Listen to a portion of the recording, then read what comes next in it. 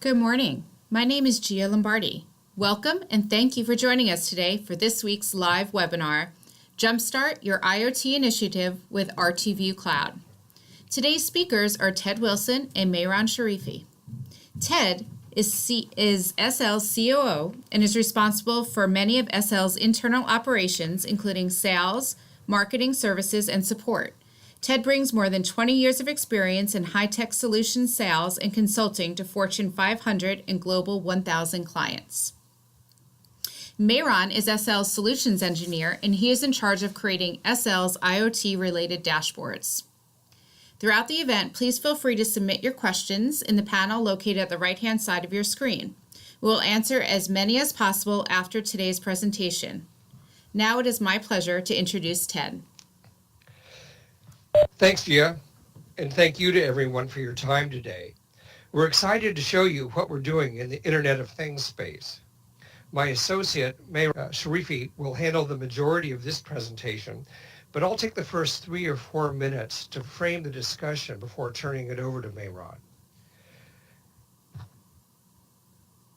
Many of you may not know who SL is, but we've been in the business of real-time visualization and monitoring for more than 30 years now. There are 2 parts of our business.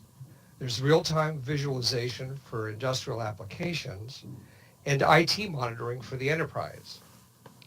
Today, we're going to focus on the first, on real-time visualization for industrial applications, which includes IT. We've been supporting real-time visualization across industrial applications for more than 30 years.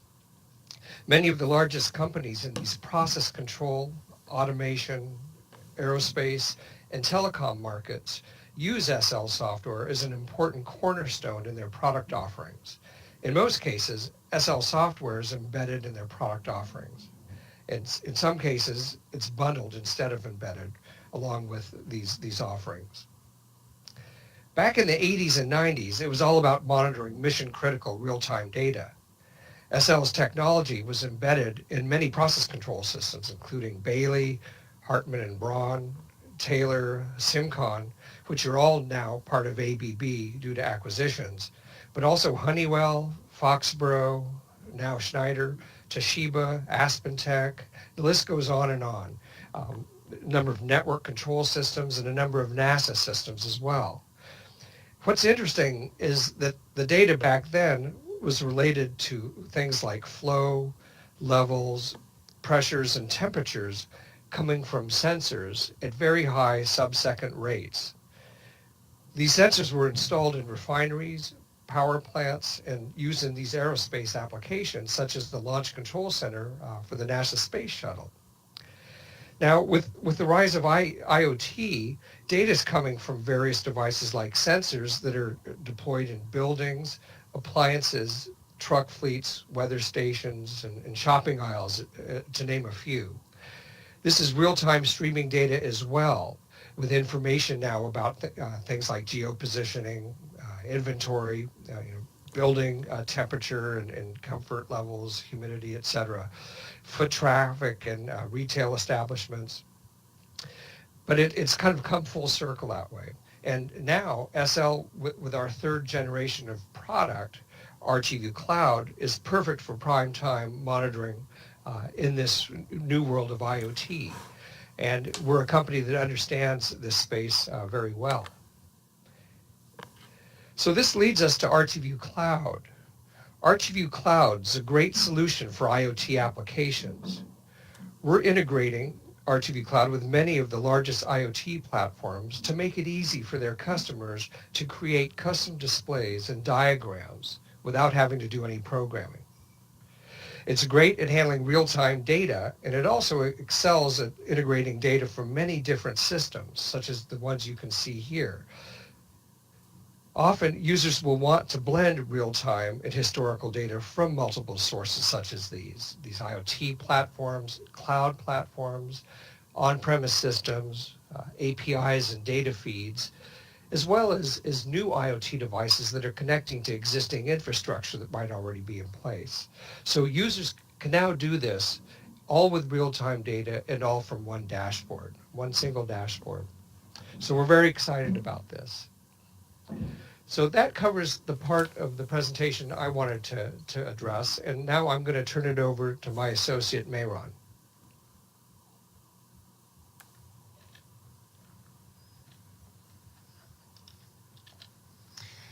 Hello, everyone.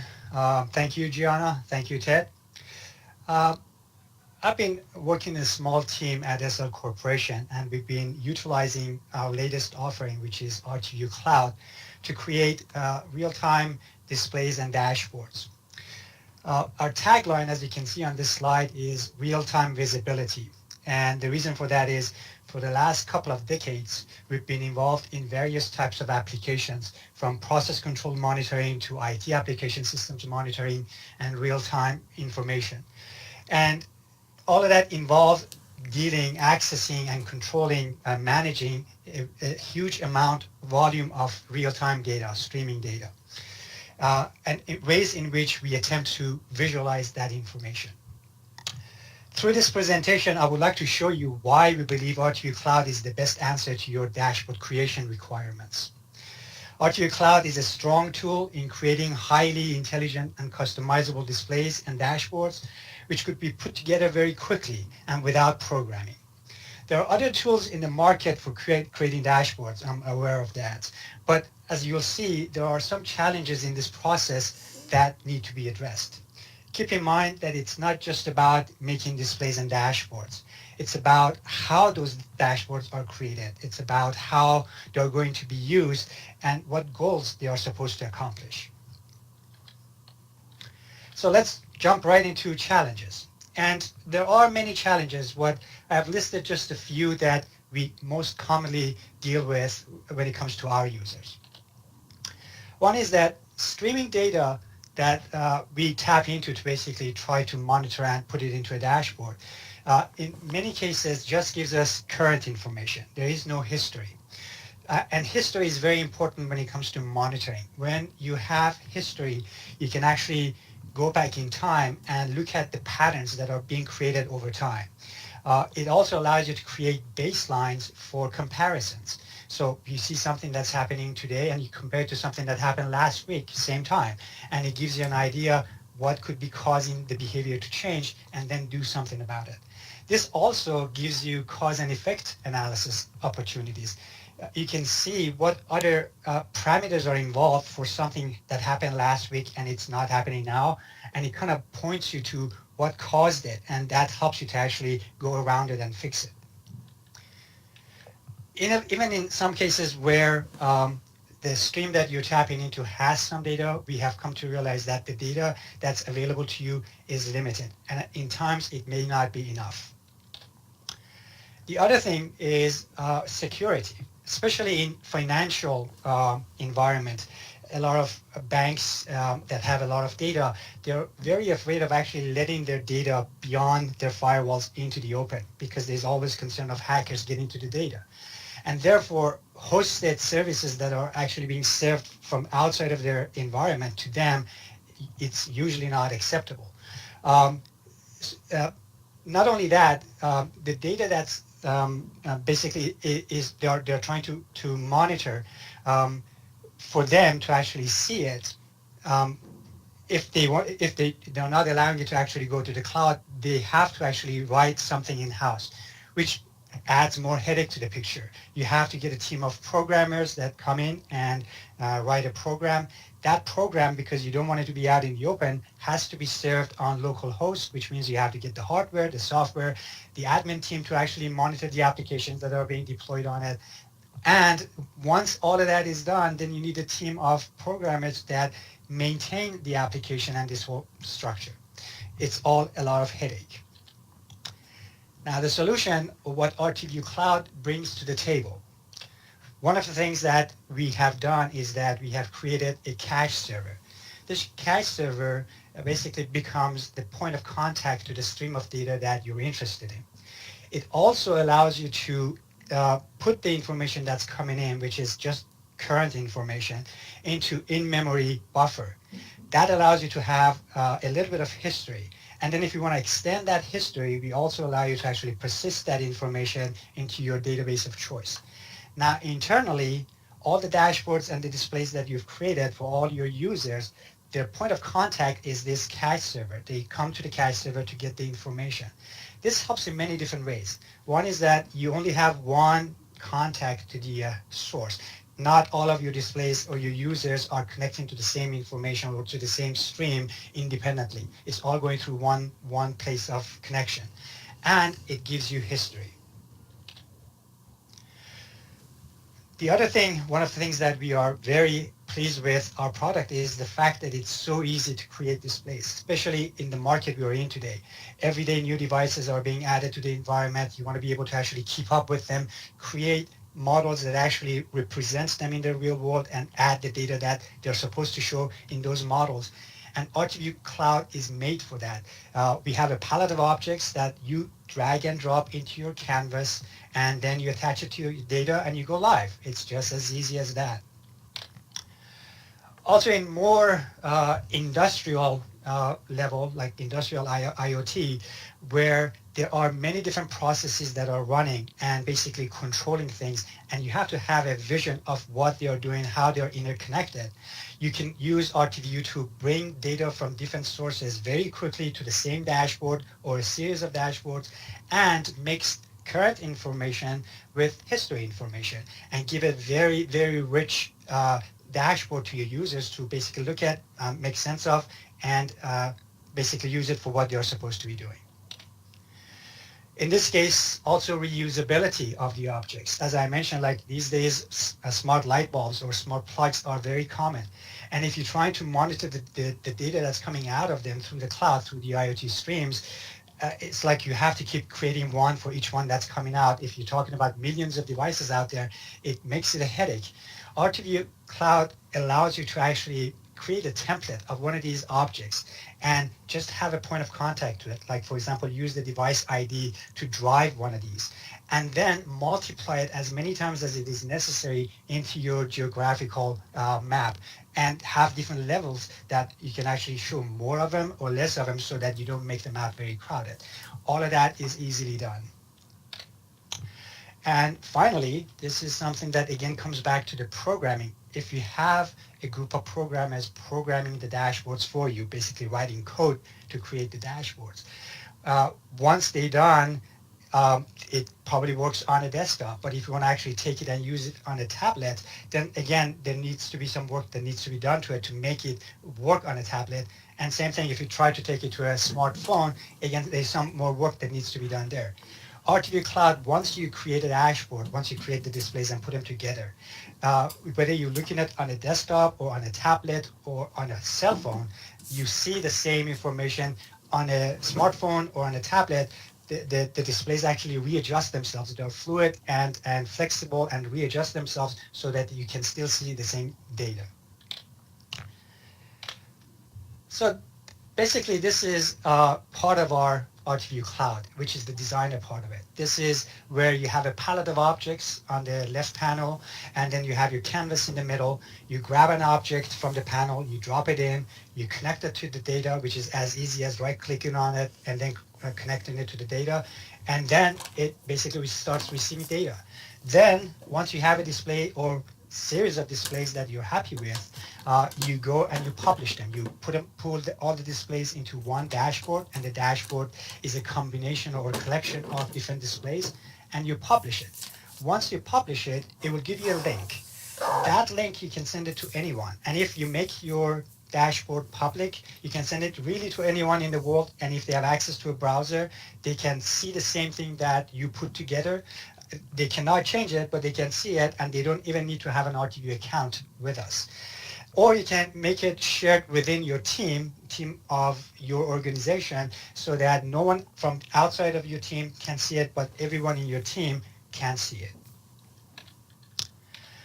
Some of the projects that we have done in the past using RTView Cloud are working with streamers or IoT companies like PopNob, ClearBlade, LightStreamer, and Artik. This is one of the ones that we've done with PopNob. as you can see, we have a heat map at the bottom, which is showing current temperatures coming from different cities.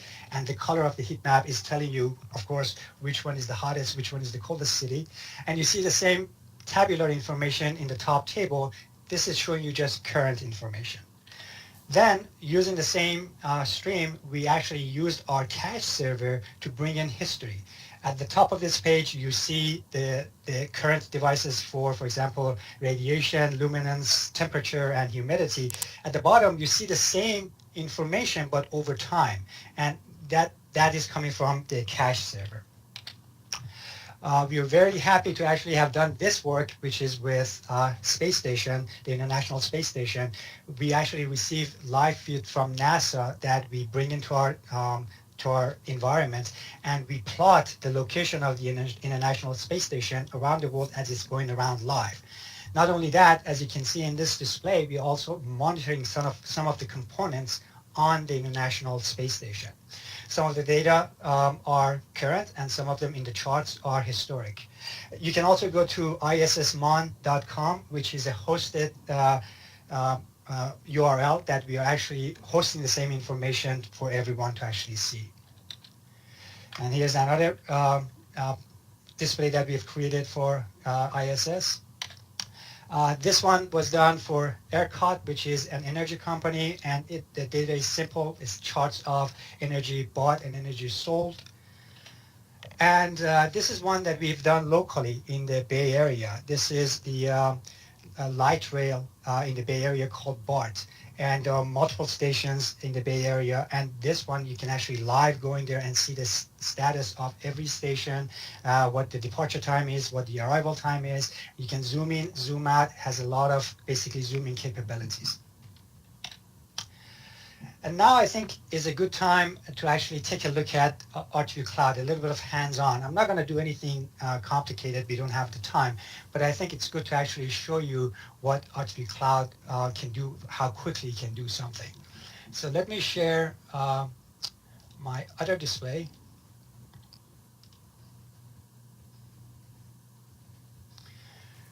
And basically, once you have an account to us, this is the display that you will see. You come in here and you log in to your account.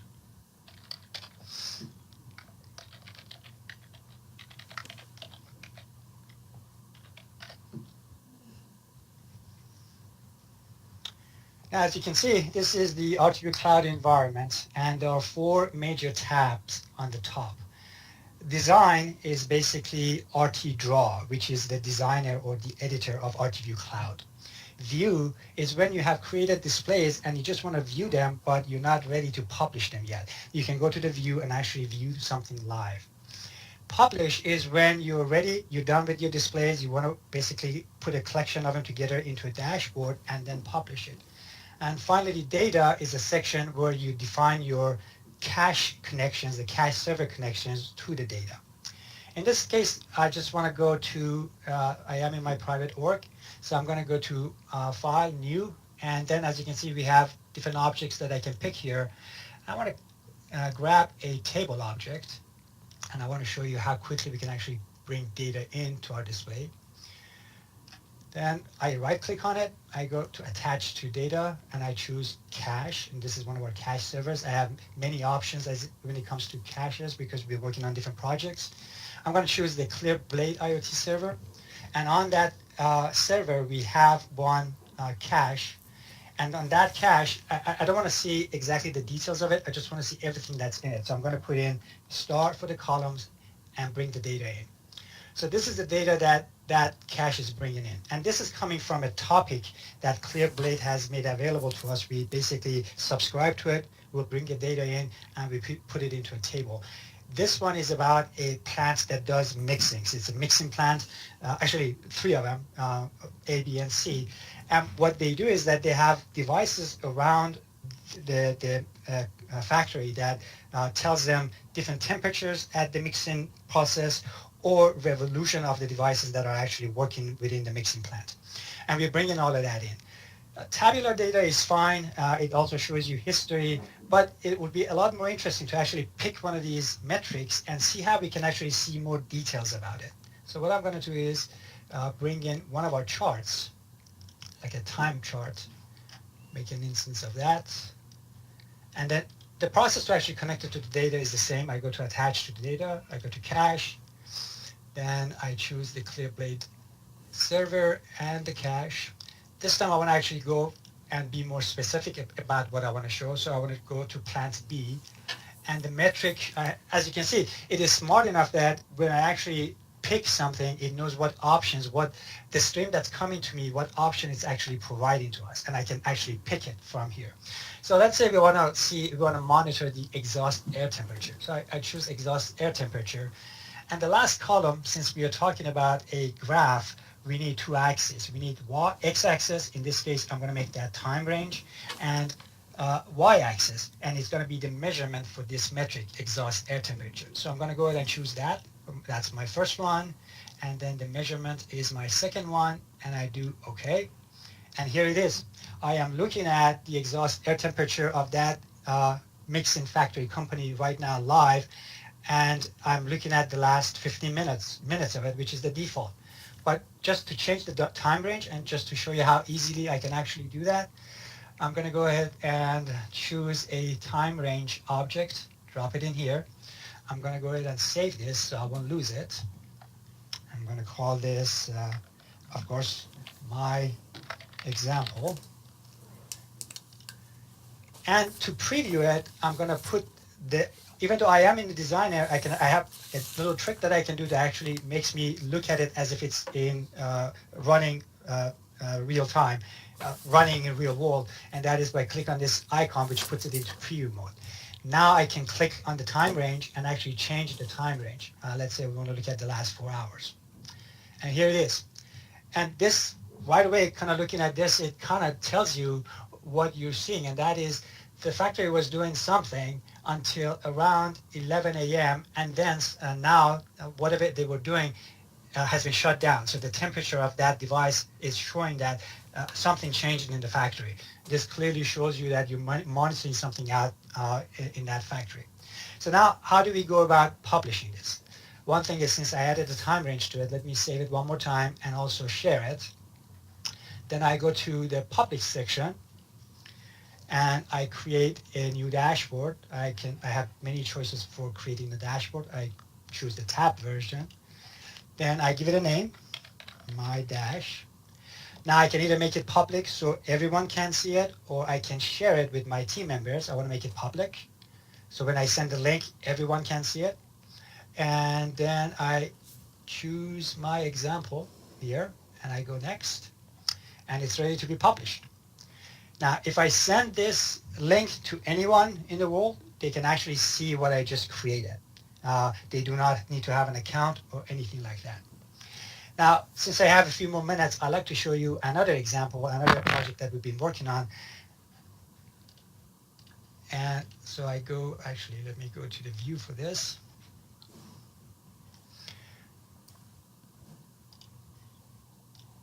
So this is, we are receiving, and let me actually share the main display with you. So this is the one actually, yeah. So in the top left table, we are receiving a stream of data from AT&T, and this stream has a lot of devices in it, and each device has many streams of its own. So the top left table is showing all the catalog streams that are coming to us. The bottom one, when I click on the top table, the bottom one actually changes and shows the streams that are connected to that particular device. So this actually gave us a very rich environment to actually create dashboards on. We started looking into the streams that we were getting from AT&T.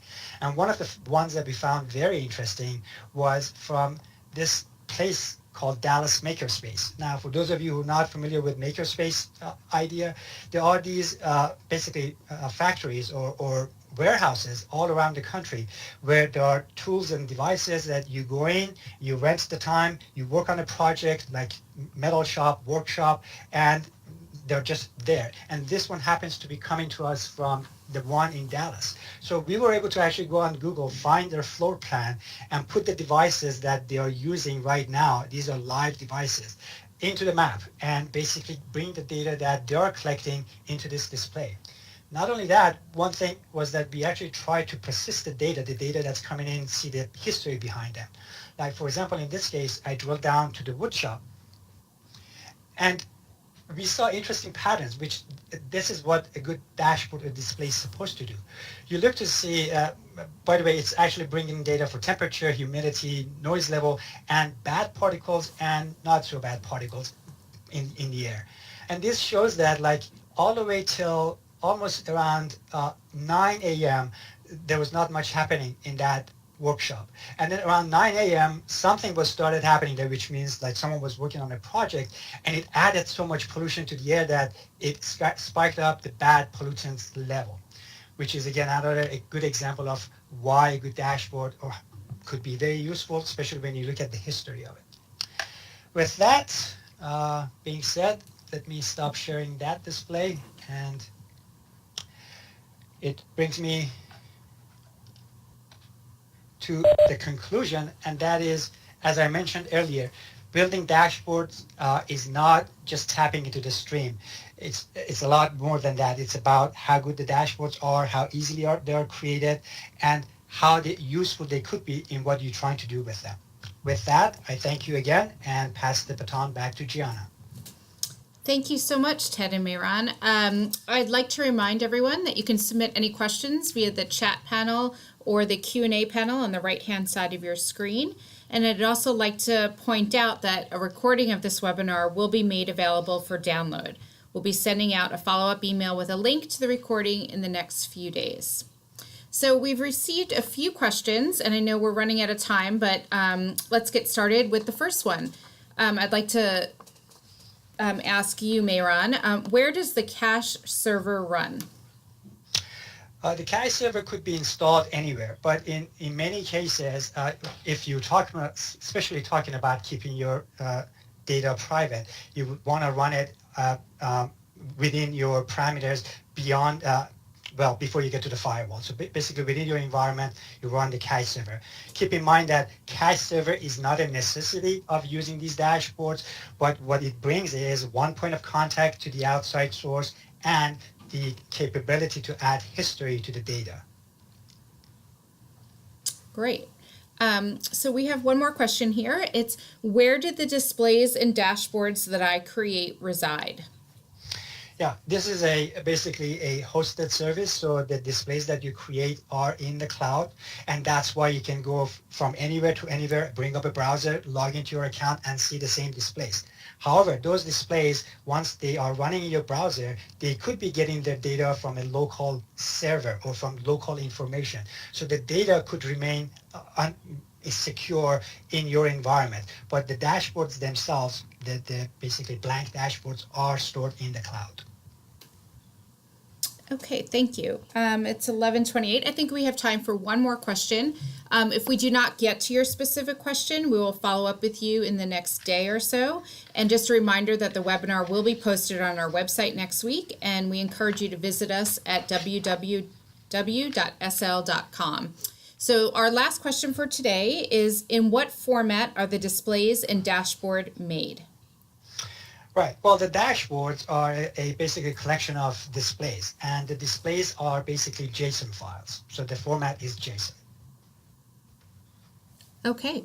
Well, thank you, Ted and Mehran, and thank you all the attendees. We hope you all have a great day. Thank you. Thank you.